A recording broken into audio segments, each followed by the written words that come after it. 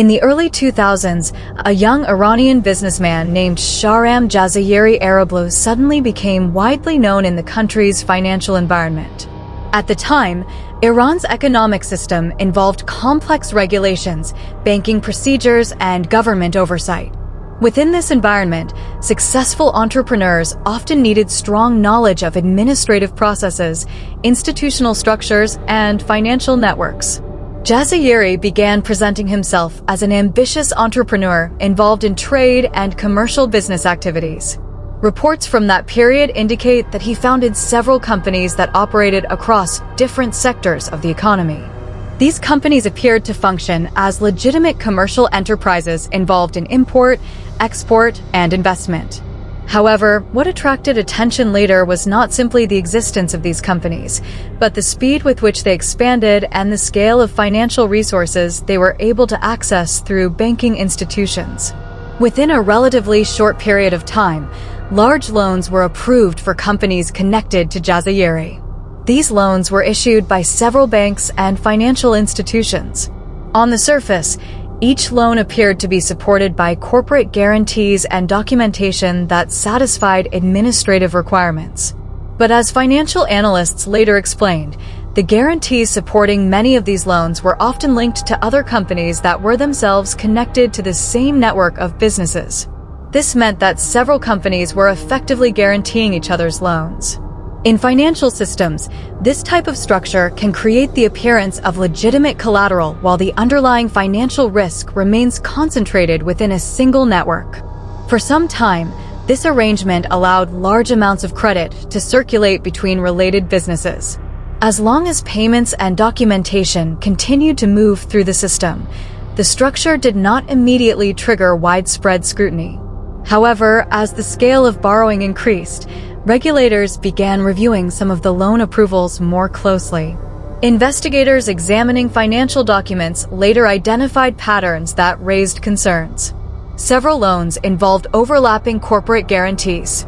Some transactions involved unusually large sums relative to the apparent business activity of the companies involved. These patterns eventually prompted authorities to begin a formal investigation into the financial activities connected to Jazayeri's business network. As investigators reviewed records from multiple institutions, they discovered that the network of companies connected to the businessman was more extensive than initially believed. Different entities appeared in loan applications, financial guarantees, and business agreements. Each company seemed to support another within the same system. The investigation therefore expanded beyond a single transaction and began examining an entire network of corporate relationships. Cases involving financial corruption often involve complex documentation rather than obvious illegal actions. Unlike violent crimes, financial cases frequently require investigators to reconstruct large numbers of transactions across multiple institutions. This process can involve reviewing contracts, financial records, banking approvals, and internal communications between organizations. In this case, investigators attempted to determine whether banking regulations had been bypassed or manipulated. According to reports about the case, the investigation also examined the role of intermediaries and individuals who may have facilitated communication between businesses and institutions. From a psychological perspective, corruption investigations often reveal the importance of access and influence within administrative systems. When individuals gain proximity to decision-makers or institutions responsible for approving financial transactions, opportunities for influence can increase. Experts who study white-collar crime frequently explain that financial misconduct does not always begin with a single major violation. Instead, it can begin with smaller actions that gradually expand as individuals become more confident in their ability to navigate institutional systems. Over time, networks of relationships can develop that make large financial decisions appear routine.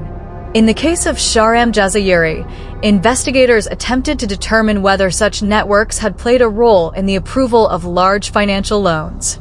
As the investigation continued, authorities questioned multiple individuals connected to financial institutions and business operations. Documents were reviewed and financial relationships between companies were mapped in order to understand how money and guarantees moved between different entities.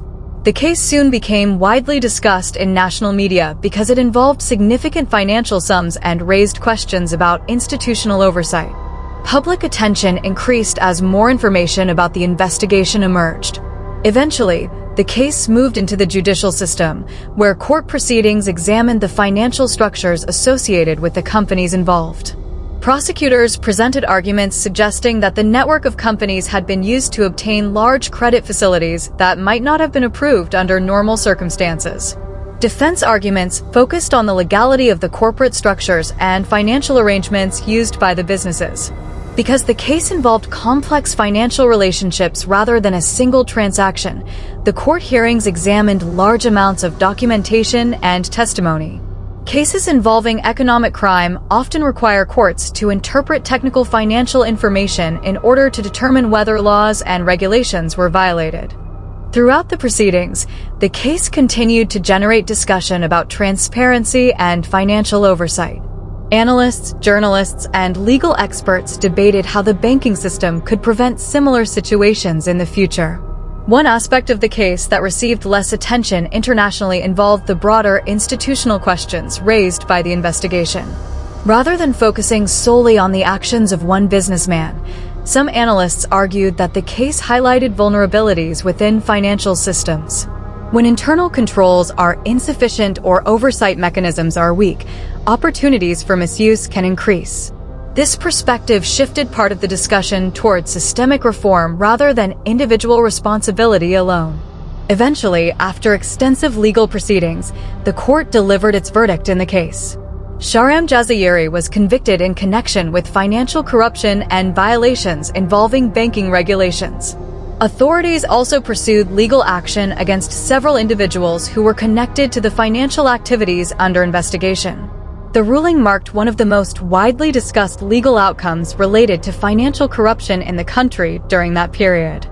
Beyond the courtroom, the case had a lasting influence on public discussions about economic transparency and accountability. Financial institutions began reviewing internal procedures related to loan approvals and corporate guarantees. Regulators increased scrutiny over large financial transactions and strengthened attention to risk assessment procedures. For many observers, the Shahram Jazayeri case became an example frequently referenced in discussions about economic oversight and institutional responsibility. The story illustrates how financial systems rely not only on written regulations, but also on consistent enforcement, transparency, and strong internal controls. When these elements weaken, even complex financial structures can conceal significant risks. Understanding the psychology behind financial influence also remains an important part of such investigations. Individuals operating within large systems often rely on networks of trust, reputation, and access. When those networks become intertwined with financial incentives, oversight mechanisms must remain strong in order to prevent abuse. The case, therefore, continues to be studied not only as a legal event, but also as a broader lesson about institutional integrity, financial accountability, and the importance of effective regulatory systems within modern economies.